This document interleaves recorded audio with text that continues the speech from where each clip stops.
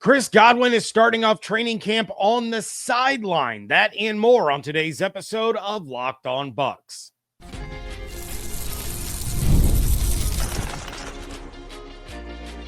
You are Locked On Buccaneers, your daily Tampa Bay Buccaneers podcast.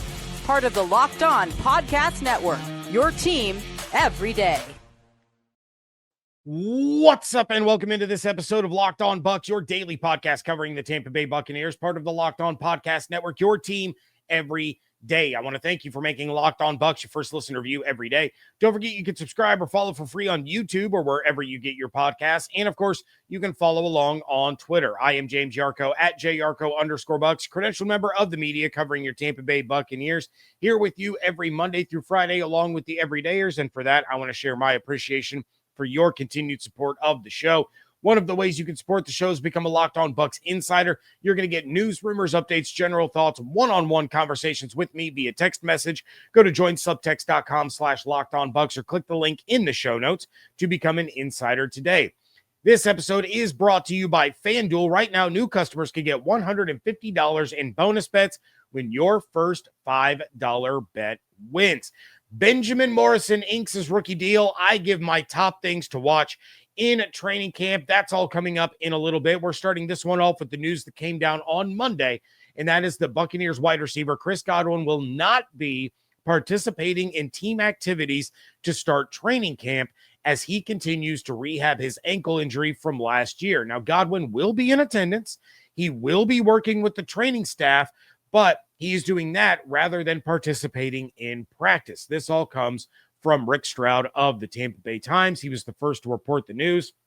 And then there was Greg Allman, who mentioned that it wouldn't be surprising if Godwin was placed on the physically unable to perform list to start camp. Now, during camp, he could be removed from the PUP list at any point without being forced to miss any games. Though, if he starts the regular season on the PUP, he's going to miss a minimum of 4. Now, this shouldn't be a big surprise at all that Godwin is going to be rehabbing at the start of camp and not really participating in practice. Veterans report on Tuesday, but we're still nearly 7 weeks away from the Buccaneers' first game of the season. So a lot can happen between now and then. Godwin may be able to return to practice towards the second half of camp and then possibly be ready to roll in week 1. Or the Bucs may choose to keep him out an extra week or so into the season in order to make sure that he is fully healthy.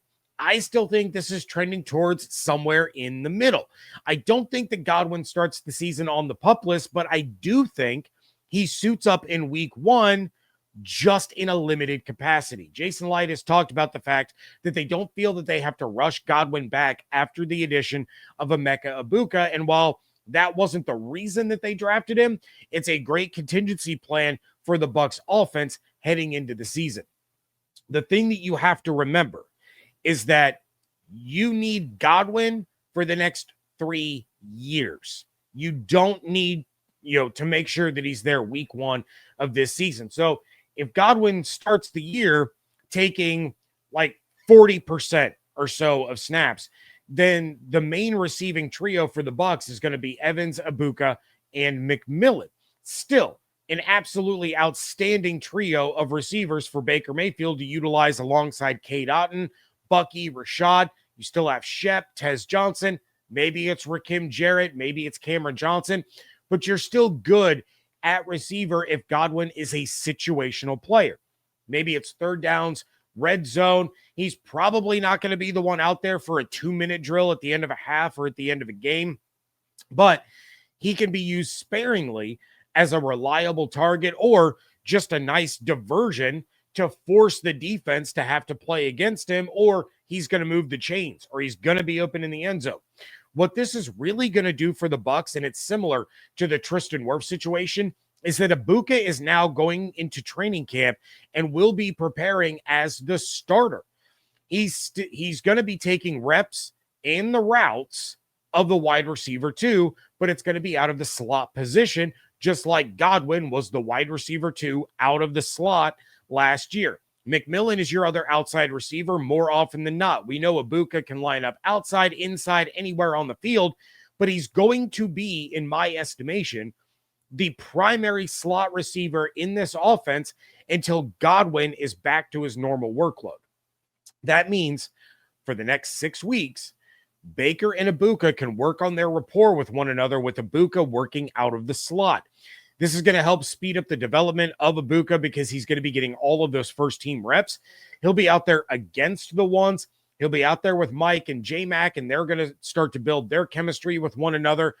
This is going to have him so much more prepared to start the season than if he started off camp working primarily with Trask in the twos and then worked his way over to the first team and started taking reps with them. Yeah, he was their first-round pick.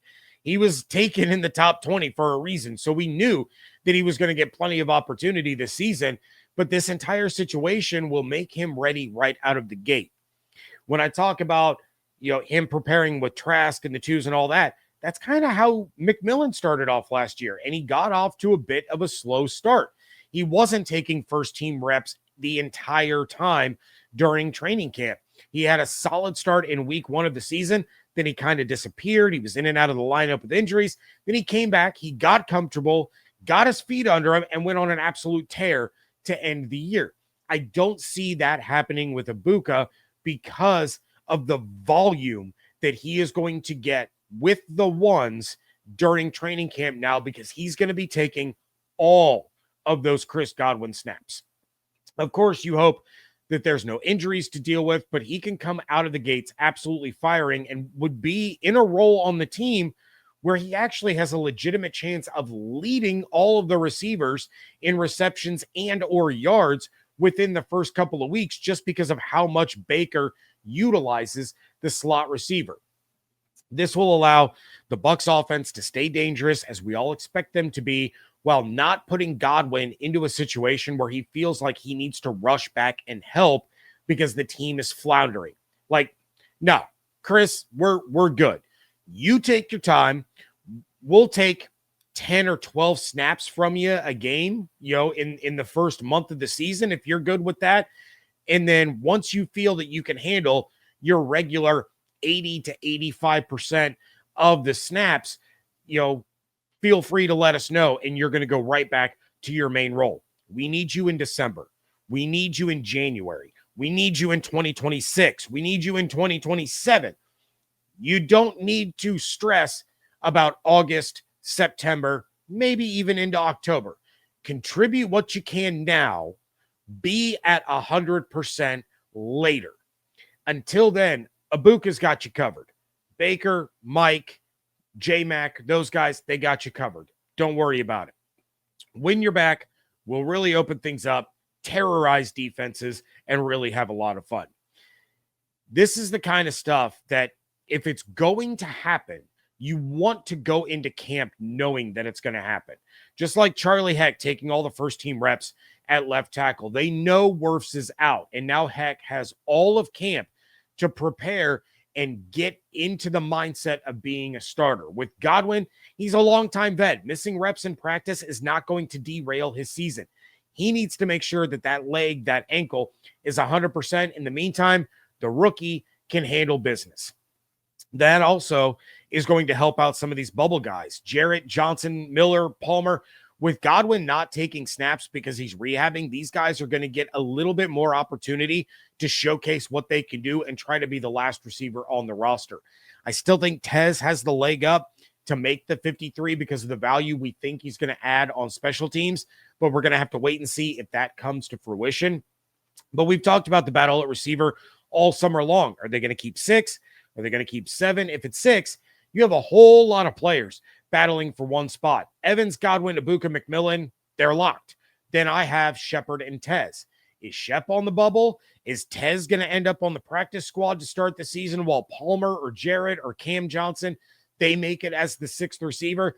This is going to be an absolutely phenomenal battle for one spot, and it's going to bring out the best in everyone. Now, with Godwin rehabbing, there's a spot that's opened up on the field for another guy to try to show what he can do, get an early lead in that competition. Outside of the receivers, though, what else am I going to be watching for as camp kicks off? That is coming up next on today's episode of Locked On Bucs, part of The Locked On Podcast Network, your team every day. Our sports are in full swing, and whether you're all about baseball under the lights, golf on the green, or high-stakes soccer action, FanDuel is the best way to make every game even more exciting. You're already following the action. Why not make it a little more thrilling? With FanDuel, you can get in on the game while your friends are getting sunburned at the beach. FanDuel is super easy to use and always where I go to place my parlays for just about every sport, but I also love futures bets and trying to predict champions across all of the major sports. Right now, the Buccaneers are plus 110 to win the NFC South, minus 142 to make the playoffs, and plus 2,900 to win the Super Bowl. That's behind teams like the Bengals, Vikings, Packers, Niners, Commanders, Chargers, and Rams. New to FanDuel, new customers can bet just $5 and get $150 in bonus bets if your first bet wins. Open the FanDuel app today or visit FanDuel.com to get started. This is an ad by BetterHelp. Workplace stress is at an all-time high. 61% of the global workforce is reporting higher than normal stress levels. This summer is the perfect time to take small steps to focus on your wellness and manage the challenges that come with your workday. Of course, most of us can't just quit our jobs or take endless vacations, but we can start small. Whether it's getting outside for a few minutes, adding movement into your day, or talking to someone who can help you navigate life's challenges, that's where BetterHelp comes in. Therapy can help you set a healthier boundary at work so stress doesn't spill over into the rest of your life, and the flexibility of online therapy makes it easy to fit sessions into a busy schedule no matter where you are. As the largest online therapy provider in the world, BetterHelp can provide access to mental health professionals with a diverse variety of experience. Unwind from work with BetterHelp. Our listeners get 10% off their first month at BetterHelp.com/lockedon. That's BetterHelp, HELP.com/lockedon. Thank you again for making Locked On Bucs your first listen review every day. The Locked On NFL is here, voted on by the NFL hosts of the Locked On Podcast Network. Our top 100 was formed by experts that cover these teams and players every day. Find the full list on Locked On Sports Today on YouTube or wherever you get your podcasts. And of course, you can go back to last week and check out my reaction to the 4 Buccaneers that made the list, the 2 Buccaneers that didn't, and the 1 guy that had absolutely no business being on that list at all under any circumstances. I'm still waiting for anyone that voted for him to come on this show and defend themselves. All right. I have talked about receivers and the battle there. So with camp kicking off this week, what else am I keeping an eye out for? First and foremost, I am going to follow Charlie Heck as closely as I possibly can. I need to know that this guy is going to be able to hold up against some of the best pass rushers that the league has to offer over the course of the first month. The Falcons upgraded their pass rush. The Texans have an outstanding rush. The Jets can be dangerous. The Eagles are the best in the league at getting to the quarterback. So is Heck going to be able to stand up against those teams and help the Bucs get off to a hot start or no? Again, you need Wirfs in December and January, a whole lot more than you needed in September. But that said, while you cannot make the playoffs in September, you can absolutely blow your shot at making them in September. You cannot have this injury derail an entire season right out of the gate. Now, I don't think it will.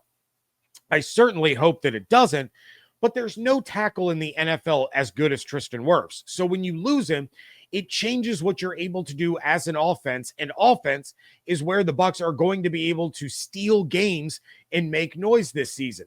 You know, obviously we hope that the defense takes a big step forward, but this team is built around the offense.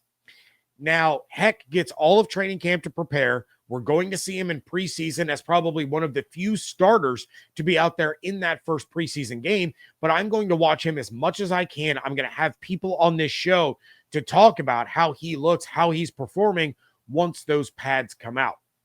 The second thing that I'm watching is that pass rush. I just mentioned we need to see the defense take a step forward. How does Hassan Reddick look out there? How is Yaya Diaby doing? Are Jose Ramirez and Marquise Watts stepping up in any way? What is it that David Walker needs to be working on, having gone from Central Arkansas to the NFL? That is going to be a steep learning curve for him, given the extreme jump in the level of competition. So what are his main deficiencies, and how is it going to affect his ability to see the field in the regular season? Did Chris Braswell take a step forward? These are the things that I'm really honing in on. This is a position group that needs to exceed expectations by a wide margin if the Bucs are going to make a championship run. And I mean, expectations are pretty low league-wide as it is. No one is talking about the Bucs pass rush. Yaya was the talk of the town last year by both local and national media. JTS was going to finally have that breakout season. Braswell was supposed to have an impact as a second rounder. It just, none of that ever came to fruition. So when you sign a big name guy coming off of a forgettable year, when you bring in Simeon Rice to work with Yaya Diaby as a young pass rusher who's supposed to really lead this team into the future, you bring back a familiar face to work with the pass rush. I'm going to talk more about that in a little bit. You move Larry Foote back to outside linebackers coach, which is where he was from 2019 to 2021 when that group was so dominant. So you've made the right moves. You just all have to get it to come together. And that's going to start with Hassan Reddick and Yaya Diaby and getting their jobs done. The third thing that I'm going to be watching is Grizzard. How is he handling the live play calling sessions? How does his offense look? What are some of the wrinkles that we can see early on that makes it different from what Liam Cohen did last year? How is he using his receivers? How is he splitting time between Bucky and Rashad? How are Durham and Culp being utilized? Are they getting more snaps with the first team in camp than they did last year? And is that going to make them a bigger part of the weekly game plan than they were in 2024? I really want to take in what all he's doing out there. We know that the players love him and they have faith in him. They were excited when he got that promotion. But we also know that this isn't a copy-paste situation from Cohen's offense. The offense was top 4 last year across the board: passing, rushing, scoring. They were one of the best offenses in the league by DVOA. So what changes is Grizz going to make to help them get even better and reach an even higher level? Or what changes is he making that make you kind of wonder, okay, are we going to see them be as explosive as they were last year? Is this still a top 4, defense, or a top 4 offense across the board? Those are some of the big questions. We're not going to get a complete answer until the regular season begins, but we can start to see, a little bit of the seeds of what he's doing and the changes that he is making. And then finally, the defensive backs, mostly the rookies, and where they stand. I think Dean has his work cut out for him trying to hold Morrison back from taking his spot. I think Parrish is the front runner for the slot corner position, but he still has to show that he can get the job done. And if he's starting off with the ones at the slot, that means he's going up against Egbuka. So he really has his work cut out for him. If he can't get the job done, does that move Izzy into the slot to start the season? Or are we going to see Tyke move to the slot and Izzy play safety? Does Tyke get to keep that safety spot? How is all of that going to get flushed out? And then what's the rotation looking like here? Is McCollum going to be the number 1 corner right out of the gate, like I believe a lot of us think that he should be? Or is Dean still the default CB1 because he's the vet, he has the championship experience, he's getting a fat contract? And if so, if Dean is the CB1, does that mean the Morrison is going to be battling with McCollum for a starting role? Now, beyond that, how does Bryce Hall look after suffering a season-ending injury in week 1 last year? How about Kendall Vildor? Their free agent signing out of Detroit. Is he strictly a special teams guy? Is he going to be battling it out with Tyreek Funderburk and Josh Hayes for a roster spot? How much has Funderburk improved? Is he a lock to make the team? So outside of receivers, this is by far the most intriguing group of players when it comes to who is going to make the team, the battle within the position group, who are the starters going to be, and then all of the guys battling it out for one, maybe two roster spots in that secondary. They're all going to push each other to the limit. They're going to force the rest of the guys to be at their absolute best every single day. Because if you're not at your best, one day, that's all it takes. One day, it could take you an entire week to climb back up that ladder and regain your spot. And eventually, you're going to run out of time, and it might cost you a roster spot. So these guys have to bring their A-plus game each and every practice. A couple of final notes, including a signing. That is coming up next on today's episode of Locked On Bucs. As you've probably heard of Viagra or Cialis, maybe you've even tried them, but if you're looking for something beyond the usual pill, it's time to meet Rugiat Ready. Rugiat Ready is a next-gen prescription treatment designed to amplify arousal in the brain and boost blood flow. Unlike the usual pills that can take hours, Rugiat's 3-in-1 formula dissolves under your tongue and kicks in fast. On average, we're talking about 15 minutes.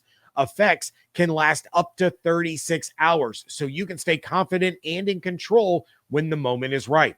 If traditional options haven't worked, Rugiat might be your answer. Over 150,000 men have already made the switch. Head to Rugiat.com/LockedOnNFL and use code LockedOnNFL to get 15% off today. That's RUGIET.com/LockedOnNFL. Use promo code LockedOnNFL for 15% off. Individual results may vary with prescription treatment. Compounded drugs are permitted to be prescribed under federal law, but are not FDA approved and do not undergo FDA safety, effectiveness, or manufacturing review. Please visit the Rugiat website for full safety information. Wrapping things up here on today's episode of Locked On Bucs, and Benjamin Morrison officially signed his rookie deal on Monday as rookies reported to training camp. We talked on Friday about how the dominoes were beginning to fall and that I expected Morrison to sign his deal within about 48 hours. It took just a little bit longer than those 48 hours, thanks partially to another player getting a fully guaranteed deal. I have to think that that played into it somehow, but it is done. Pen was put to paper. Morrison has his rookie deal. The deal does include 96% of his salary in the third year to be guaranteed. His four-year rookie deal, say that 3 times fast, according to Spot Track, this is where I found that information, is for $8.2 million with just over $3.5 million in guarantees and a $2.6 million signing bonus. His base salary this year as a rookie will be $840,000. That third year that has a 96% guarantee in it will be a base of $1.5 million. So he fits right in with some of the other players that were drafted around him and what they were getting. But obviously, I think that second contract will be the big one if he plays up to the level that I think he can, and I think he will. And I know he has his sights set on being the best corner on the team, trying to be one of the best in the league. He wants to be a Pro Bowler, wants to be an All-Pro, wants to help lead this defense for a long, long time. We'll see if all of that ends up playing out. Fingers crossed that it does, because you guys remember from the live draft show when my son reminded me that I had to buy him a Benjamin Morrison jersey. And so I did for his birthday. I got him his Morrison jersey. It arrived in the mail on Monday within an hour of him signing the contract. So I don't know. Maybe that's on me. Maybe if I had ordered the jersey sooner, he would have signed his contract sooner. But yeah, it hit my porch. And then less than an hour later, Morrison was locked, loaded, and signed to his rookie deal. All right. And then finally, a fun story here. The Bucs will have 5 coaching fellows this year at training camp coming out of their National Coaching Academy. So Michael Gerst and Henry Schlegel will work on the offensive side of the ball. Peyton Pardee will be on special teams. And I'm going to apologize right now because I'm going to butcher this last name beyond recognition. I'm going to try my best. But Nadine Nurseed from Germany will be on the defensive side, a la Coach Loke. The Bucs have been way ahead of the pack in terms of hiring women to their coaching staffs, to their training staffs, in major positions throughout the organization. Here is another one. Coach Nadine from Germany will be working on the defensive side of the ball. You all remember Coach Loke, who was working with the defensive line when the Bucs won a Super Bowl. Great person. We had her on the show back when she was hired. But here's the fun part. Joining Nadine on the defensive side of the ball is former Buccaneers defensive end Robert Ayers. So Ayers played for the Bucs in 2016 and 2017 after playing with the Broncos from 2009 to 2013 and then the New York Giants in 2014 and 2015. Ayers finished with 8.5 sacks in 24 games played with the Bucs to go along with 35 quarterback hits, 10 tackles for loss, and 3 forced fumbles. He racked up 34.5 sacks in his career to go along with 108 quarterback hits, 51 tackles for loss, and 9 forced fumbles. It's really cool that not only is Ayers taking the steps to become a coach, but that he went through the Buccaneers National Coaching Academy. He was a star pupil there, getting him his opportunity here, in his first shot at Buccaneers training camp. I hope he does great.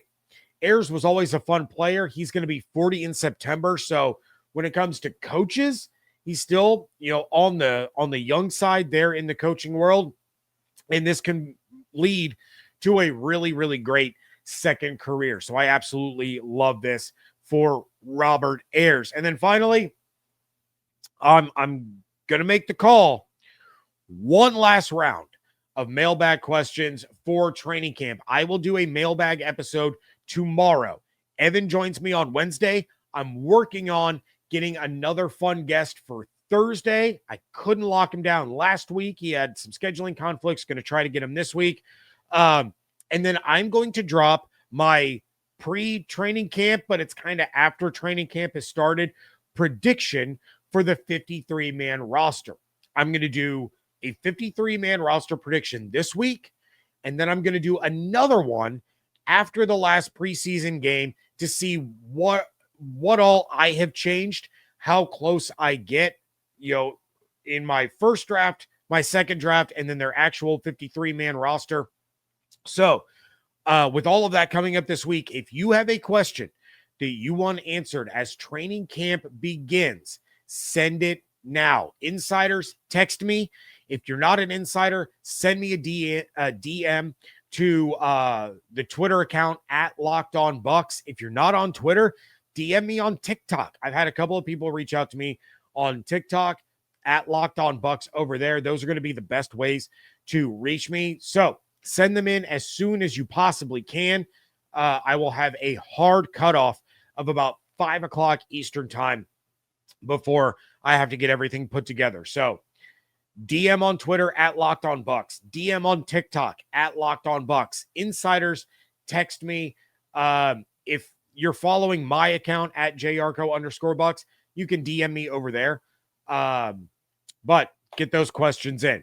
That is going to do it for this episode. Please check out everything going on Twitter at Locked On Bucs, at Yarcho_Bucs. Follow on TikTok at Locked On Bucs. Having so much fun over there. So many angry fans of other fan bases just really hate it when I tell the truth about the Buccaneers. But anyway, I digress. Make sure that you are subscribed on YouTube with those notifications turned on, as well as wherever you get your podcasts. Become a Locked On Bucs insider. Go to joinsubtext.com/LockedOnBucs or click the link in the show notes. If you want to support the show, but you don't want to become an insider, it's real easy. Like this episode on YouTube and leave us a 5-star review wherever you get your podcast. It does help other Buccaneers fans discover the show. Hope you all have an absolutely outstanding day. Stay safe, stay healthy, fire the cannons. I want to thank you so much for joining me right here on Locked On Bucs, part of the Locked On Podcast Network, your team every day.